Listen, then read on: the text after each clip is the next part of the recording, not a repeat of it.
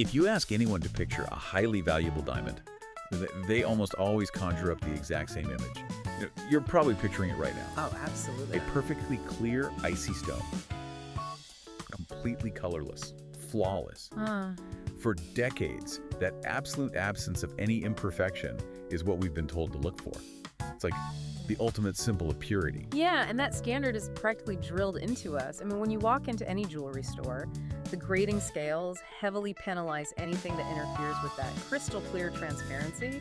We treat any deviation as a drop in quality. Right. But when you zoom out and look at the absolute peak of the diamond market, the stones that are locked in museum vaults are selling for hundreds of millions at auction. That image of flawless, icy purity gets turned completely upside down. It really does. Because the most expensive, most coveted diamonds on Earth are actually full of bugs. Which is a brilliant irony, honestly. The things that make these stones astronomically valuable are, well, from a strict material science perspective, they're massive structural failures. Exactly. It completely changes how you look at the entire concept of value.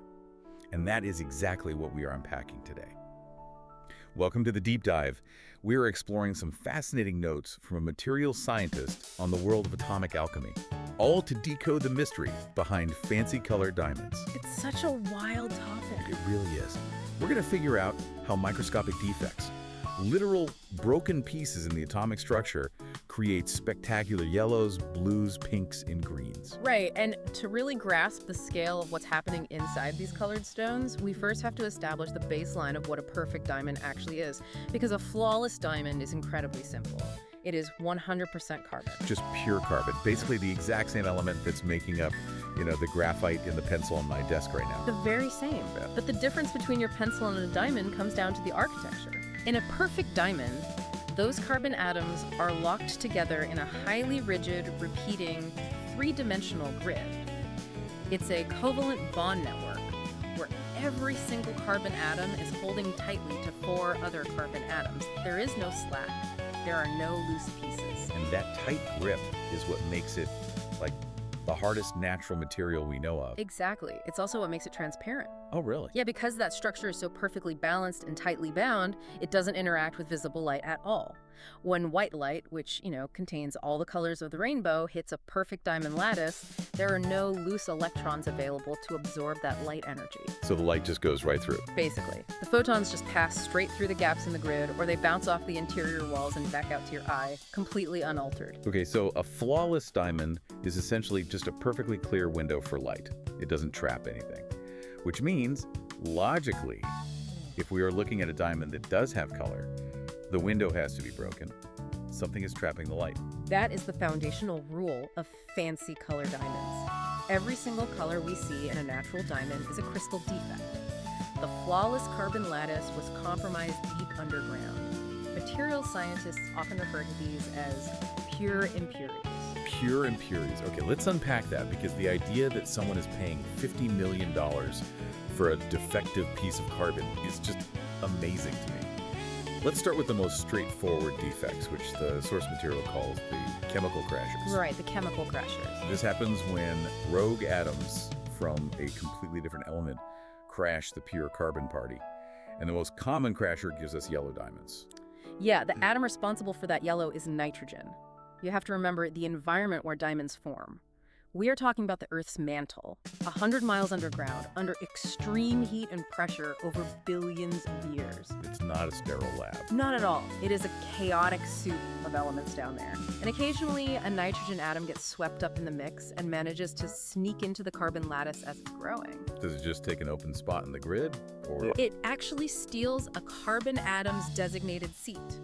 In materials science, we call this a substitutional impurity. The nitrogen substitutes itself into the grid, but it's an imperfect fit, and it all comes down to the electrons. Okay, break that down for me. So carbon has 4 valence electrons. Those are the outermost electrons that reach out to form bonds. Carbon reaches out with its 4 hands, grabs its 4 neighbors, and perfectly stabilizes. But nitrogen has 5 valence electrons. Oh, I see.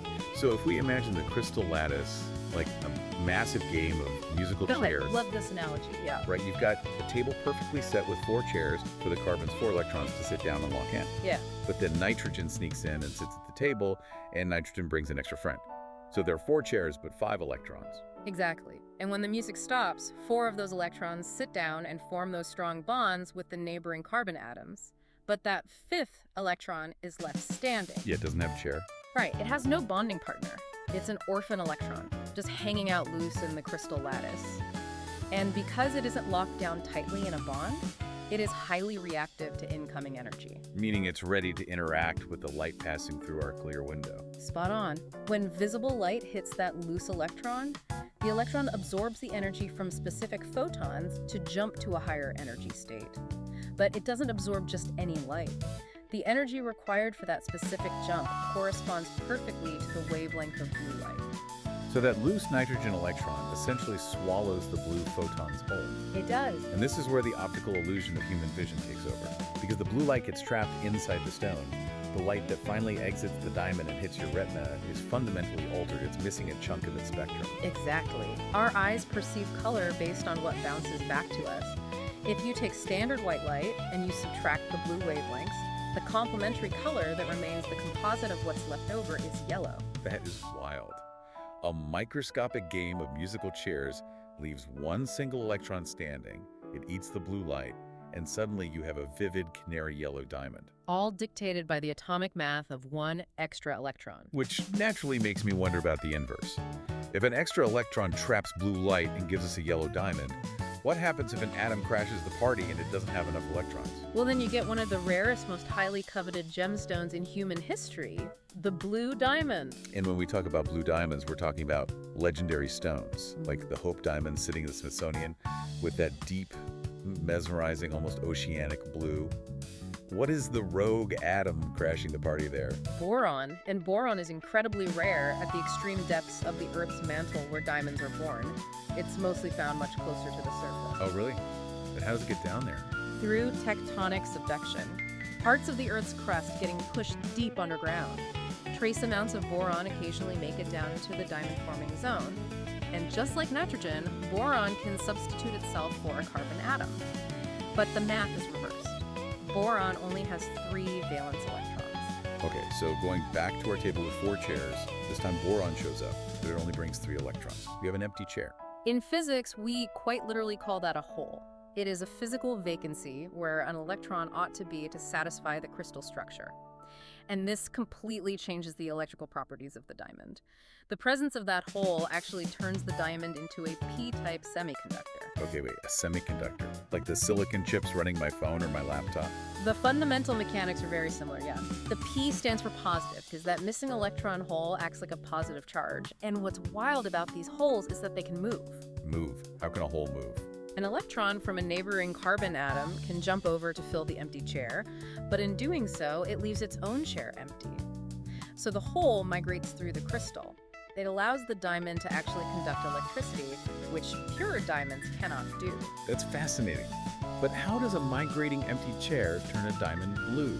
It's all about how that hole interacts with incoming light. The energy required to move electrons around to fill that hole corresponds to a different part of the light spectrum. That boron hole absorbs long wavelength light. It traps the low-energy red, orange, and yellow photons. So if you shine white light into the stone, and the boron holes swallow up all the red and yellow, the light bouncing back out to our eyes is dominated by the blue end of the spectrum. A deep striking blue, born entirely from an atomic deficit. Now, I have to bring up a detail from the notes about the Hope Diamond specifically, because we've all heard the centuries of rumors about it being cursed. But there's a scientifically documented phenomenon regarding natural blue diamonds that sounds like pure dark magic. Oh, I know exactly what you're going to say. If you take the Hope Diamond into a pitch black room, it glows. It does, it phosphoresces. If you expose the Hope Diamond, and actually many other natural blue diamonds, to a strong ultraviolet light, and then you plunge the room into total darkness, the diamond doesn't go black. It glows with this eerie, intense blood red color, and it holds that glow for several seconds, sometimes even minutes. A blood red glow emanating from a blue diamond in the pitch black. I mean, you can completely understand why medieval kings thought the stone was cursed. Yeah. But what is the actual mechanism there? Why does it glow, and why is the glow delayed? It is a brilliant display of atomic pinball.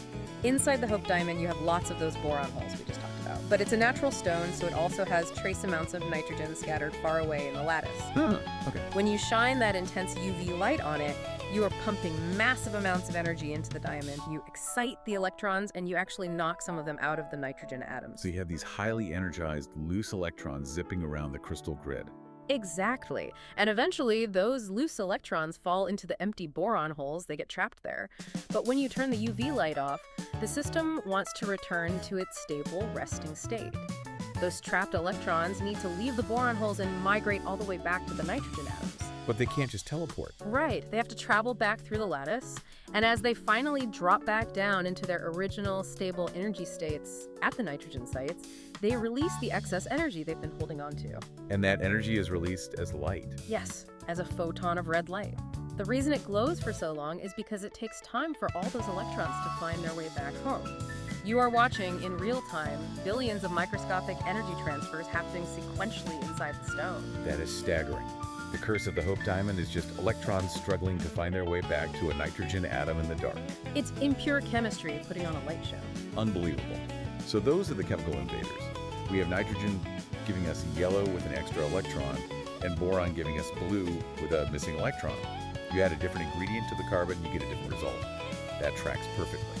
But this is where the science takes a hard left turn in the source material. It really does. Because some of the rarest, most valuable colored diamonds on Earth, specifically pink diamonds, have absolutely zero chemical impurities. Zero. They are essentially 100% pure carbon. And I really need to challenge this because we established the golden rule at the top of the show. Pure carbon is perfectly aligned, it absorbs no light, and therefore it is completely colorless and transparent.